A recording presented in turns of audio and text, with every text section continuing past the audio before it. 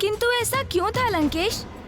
क्योंकि जब उन्होंने ऋषि शिलाद के जीवन का ध्यान से अवलोकन किया तो उन्हें उसमें कुछ भी असाधारण दिखाई नहीं दिया। कौन है ये ऋषि शिलाद जिनका उल्लेख ब्रह्मदेव कर रहे हैं?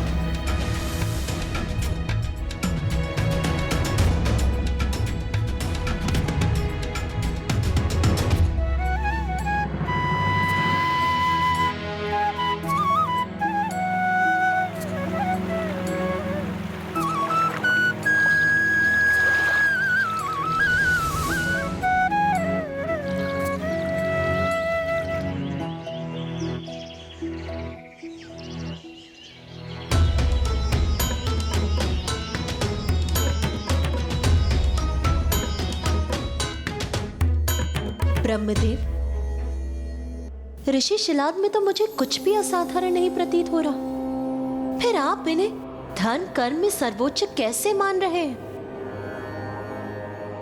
इतने साधारण ऋषि प्रभु को अपने पुत्र रूप में प्राप्त करने के योग्य कैसे हो सकते हैं? उनका साधारण प्रतीत होना ही तो उनकी असाधारणता है।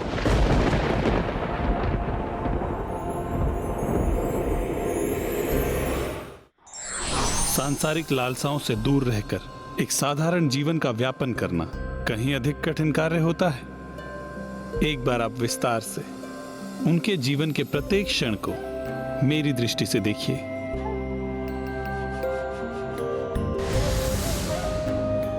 जब अन्य सभी निद्रा में डूबे रहते हैं, तब अति निद्रा एवं आलस्य के विकार को त्याग कर ऋषि शिलाद ब्रह्म मुहूर्त में ही अपनी सैया को त्याग देते हैं। दिवस के आरंभ में अपने इस भक्त का प्रणाम स्वीकार करें प्रभु।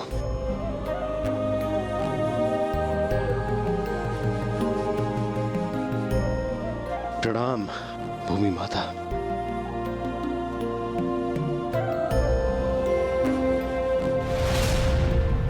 उनके समकक्ष के ऋषिगण जब अवकाश की बेला में सुख एवं आनंद में लीन रहते हैं, तब भी ऋषि शिलाद अपनी पूजा आराधना में ही लगे रहते हैं।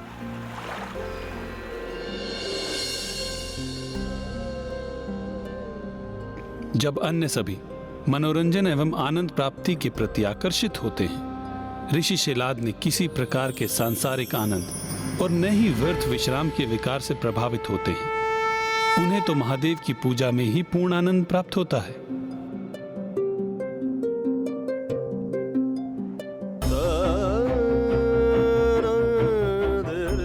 जब अन्य सभी स्वादिष्ट व्यंजन एवं मिष्ठानों के प्रति आकर्षित होते हैं, ऋषि शिलाद एवं लालच रूपी विकारों से तनिक भी आकर्षित हुए बिना साधारण सात्विक भोजन प्राप्त कर आनंदित होते हैं।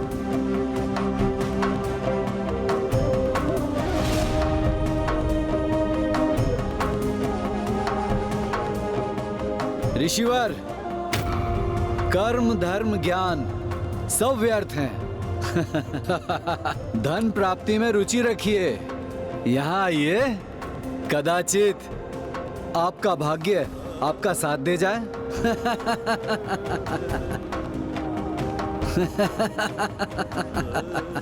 जब अन्य सभी धन एवं द्वैत क्रीड़ा के प्रति आकर्षित होते हैं, वहीं ऋषि शिलाद मोह माया के विकारों से स्वयं को सर्वथा मुक्त रखकर ज्ञान बांटने और उसका विस्तार करने के लिए तत्पर रहते हैं।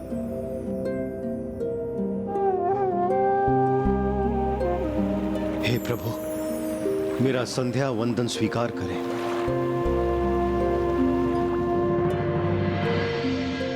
जो जीवन में भूल कर भी किसी विकार से ग्रस्त नहीं हुए और ना ही किसी दोषपूर्ण व्यवहार से आकर्षित हुए, जो सदैव धर्म पथ पर पूर्ण एकाग्रता से अग्रसर रहे।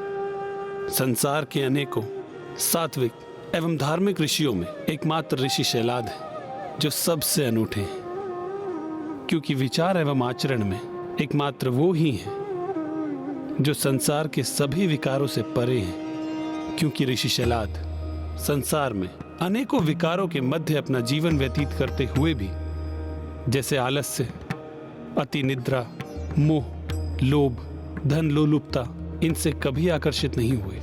उनका आत्मनियंत्रण, उनकी धर्मनिष्ठा तो अतुल्य है और सभी विकारों से परे रहने का ये श्रेष्ठतम गुण एकमात्र ऋषि शिलाद में ही है। इसलिए वो साधारण होते हुए भी असाधारण है। ये तो सर्वथा सत्य है। भावी युगों में भौतिक आकर्षण के मायाजाल में उलझकर किसी भी मनुष्य के लिए एक साधारण जीवन व्यतीत करना अत्यंत कठिन होगा। अनेकों प्रलोभन मनुष्य को भ्रमित कर उन्हें ईश्वर से दूर ले जाएंगे। इसलिए जो मनुष्य स्वयं को इन प्रलोभन से मुक्त रख समस्त विकारों से दूर रहेंगे, वही असाधारण कहलाएंगे और प्रभु कृपा के पात्र भी बनेंगे। जैसे कि अभी ऋषि शिलाद, जिन पर प्रभु की कृपा होने वाली थी। मैंने सत्य कहा ना लंकेश? आप उचित कहते हैं गौरी पुत्र। ऋषि शिलाद में कोई भी विकार नहीं था, इसलिए उस समय उनके समान इस पृथ्वी पर कोई नहीं था और वो प्रभु की कृपा के योग्य भी थे। किंतु इसमें अभी भी बहुत बड़ी बाधा शेष थी। ऋषि शिलाद एक सन्यासी हैं, इसलिए उनका विवाह असंभव है।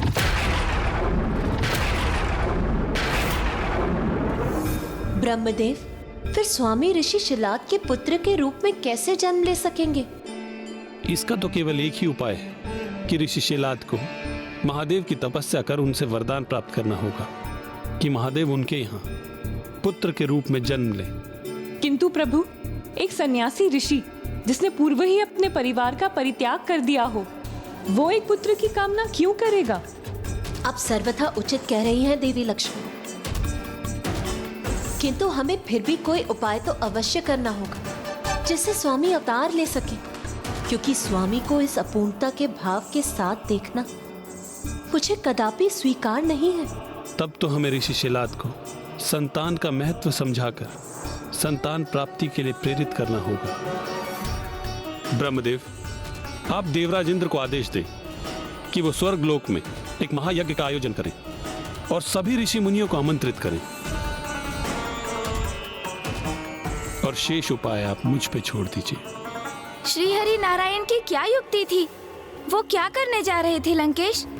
चतुराई भरी योजना का निर्माण कर अपने कार्य को सिद्ध करना, यही तो नारायण सदैव करते हैं। किंतु हम नारायण की बात फिर से क्यों कर रहे हैं? मुझे तो मेरे प्रभु शिव शंकर शंभु की कथा पर ही स्थिर रहना है। उनकी पूर्ण योजना तो केवल नारायण को ही ज्ञात थी, किंतु उनके सुझाव पर ब्रह्मदेव ने इंद्रदेव को स्वर्ग में महायज्ञ आयोजन करने को कहा और सभी महान ऋषियों को उसमें भाग लेने के लिए आमंत्रित किया। और ऋषि शिलाद को निमंत्रण देने स्वयं नारायण ही उनके समीप चले गए।